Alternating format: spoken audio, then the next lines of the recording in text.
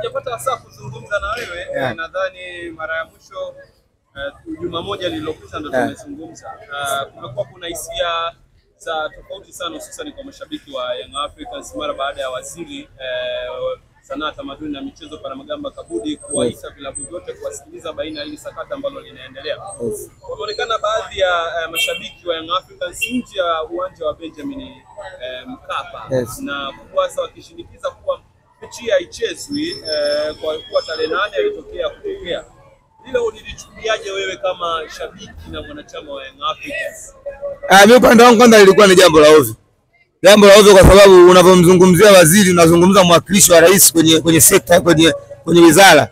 Kwa hiyo pale ilikuwa ni sauti ya Rais Samia kwenye wizara ya michezo, maana yule ni kiongozi ambaye yeye ndo amemteua. Kwa hiyo wakati mkutano ule unaendelea kati ya wizara na taasisi, nilitegemea zaidi kwamba watu wangechukua muda wa kusubiri wapate taarifa kutoka viongozi wao na sio kwenda pale nje ya uwanja na kuanza kupiga kelele wakati kikao kinaendelea. Ile ni tayari kuonesha kwamba hawana nidhamu na waziri, hawana nidhamu na kile kikao, na hawana nidhamu pia na viongozi wao ambao wamewapa mamlaka ya kuiongoza Yanga. Mimi nafikiri ustaarabu au utaratibu litakuwa subiri viongozi wamalize kikao waje kuwaletea majibu ambayo maazimio ambayo wameyafanya ndani, waje kuwaletea majibu kwenye platform zao au kwenye utaratibu ambao wamejiwekea kama klabu. Kama vile mashabiki wa Simba waliona siku au kuona shabiki wote wa Simba walisubiri viongozi wao kwenda kuwakilisha wa bodi pamoja na mwenyekiti wao waje kuwaletea taarifa. Kwa hiyo nafikiri itakuwa kwa watu kusubiri, sio kwenda uwanjani na kwenda kupiga kelele. Itakuwa watu wasubiri, na hili sio jambo la kulifumbia macho.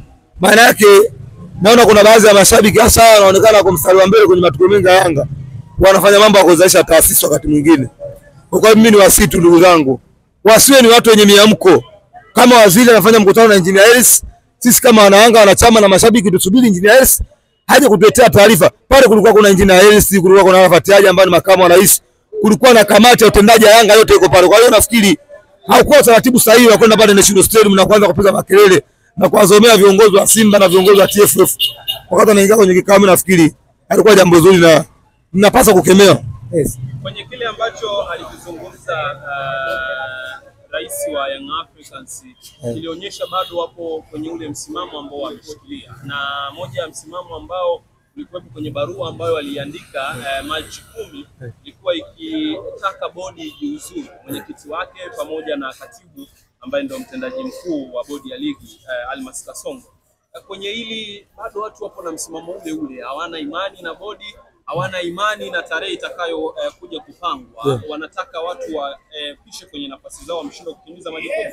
Ni sahihi wale Skaria pamoja na cabinet yake wameshindwa kutumikia majukumu ambayo walipaswa kuyafanya. Hilo kidogo linakuwa gumu kwa sababu ukizungumza wale Skaria atoshi kwenye majukumu yake, anatosha ni nani sasa? Unamzungumzia wale Skaria ndio rais wa shirikisho la soka la mpira Tanzania, mwenye mafanikio makubwa kuanzia ngazi ya timu ya taifa zote, timu za taifa zote pamoja na klabu. Sasa unavyosema atoshi au afai kwenye majukumu yake, mimi nafikiri inakuwa ni miemko tu na kukinzana, kwa sababu Engineer Hersi anakubali kwamba wale Skaria ni kiongozi bora, alafu kuna shabiki anatokea anasema wale Skaria atoshi. Hata tushike lipi hapo? Kama rais yule mchagua kuongoza klabu anasema wale Skaria ikiwezekana aongeze muda wake kwenye kuongoza, maana yake inaonekana ni mtu kwanza nikwambie kitu kimoja mtangazaji. Unajua wale Skaria ni kiongozi ambaye ana maono makubwa sana. Skaria ana mambo matatu. Kwanza anaweza kuongoza. Pili ni mtu ambaye amesoma vizuri. Haina ya watu wanaoongoza ni kina nani. Lakini tatu, Mungu amembariki bahati wale Skaria. Hapa tunazungumza sasa mimi na wewe kwenye utawala wale Skaria. Tanzania inakwenda AFCON mara 3. Ishatokea wakati gani? Kama wao wanamuimba Engineer Hersi, mashabiki wa Yanga tunamuimba Hersi kwamba kwa wakati wake Engineer amefanya mambo makubwa Yanga. Sikufanya mambo ambayo Yanga alikuwa hajafanyika, kwa mfano kufika finali ya Confederation. Kabla yake maana yake viongozi wengine wa Yanga waliopita hakufika kwenye level hiyo. Kwa hiyo hiyo ni alama ambayo ameisimika. Kwa hiyo wale Skaria umchukie usimchukie, lakini kwenye mpira wa Tanzania kuna alama tayari ameweka ambayo haiwezi kusahaulika milele na milele. Hiyo kwanza watu wanakiwa elewe. Kwa hiyo mimi nimpongeze kwanza wale Skaria na nimshauri aendelee kuwa kama anavyokuwa, kuto kuwajibu ya shabiki ambao wanaonekana hawana ueledi na hawajui maana mchezo mpira ni nini. Na hawajui wale Skaria anafanya nini kwenye shirikisho la soka la Tanzania. Miemko ya mashabiki ambao wanataka rais apishe kwenye nafasi, wapo ambao mashabiki wamedai ana ulevu wa madaraka na kwenda mbali zaidi na kuona ni kiburi cha madaraka ambacho kinamfanya azungumze yale aliyozungumza. hauoni kama kuna watu nyuma yao wanawapa nguvu ya kuja kuzungumza? Shabiki hawezi akakurupuka tu kuja kusemea. Kwa nini haijawa kwako iwe kwao? Mimi sizungusiweke rasmi ni kama kuna watu wamewatuma, lakini nafikiri naweza kawa ni ufinyu wa uelewa wao kwenye mchezo wa mpira. Unaweza wakapeleka kwa na miemko. Sasa mimi siamini kama Engineer Hersi ambaye ana kiti chake pale CAF, unamzungumzia mwenyekiti wa klabu Afrika, hawezi kumtuma goli Yanga una kupiga makopo National Stadium pale. Hawezi kufanya jambo kama hilo. Mimi na imani hiyo kabisa. Isipokuwa wale ni mashabiki wa Yanga wachache ambao wanaonekana mambo matatu. Labda akili zao sio mzuri, labda hawana uelewa mchezo wa mpira, au hawajui kilichokuwa kinafanyika pale siku ile kilikuwa kina umuhimu gani. Kama umeshuhudia ile siku hata viongozi wenyewe wametoka mle ndani hawakuelezea kilichofanyika ndani ni nini. Hii tayari kulinda itifaki ya kikao na heshima ya mtu ambaye amezungumza naye.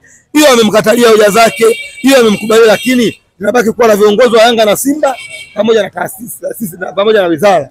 Kwa hiyo mimi sifikiri kama ni mashabiki wanaotumwa, nafikiri mashabiki ambao wamekuwa kwenye mstari wa mbele Yanga wanaonekana mara kwa mara, lakini mara nyingi wamekuwa ni mashabiki ambao hawaoneshi kwa wanajua nini wanafanya.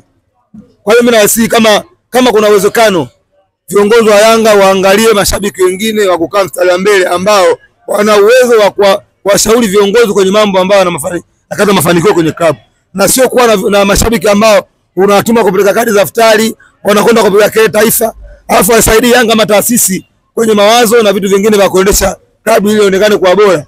Kwa mimi nafikiri ubora wa shabiki ni kutoa mchango, lakini pia ni kutoa mchango wa ushauri kwa viongozi wake ili klabu yake iendelee kuwa na mafanikio. Huo ndio mshabiki ambaye anahitajika.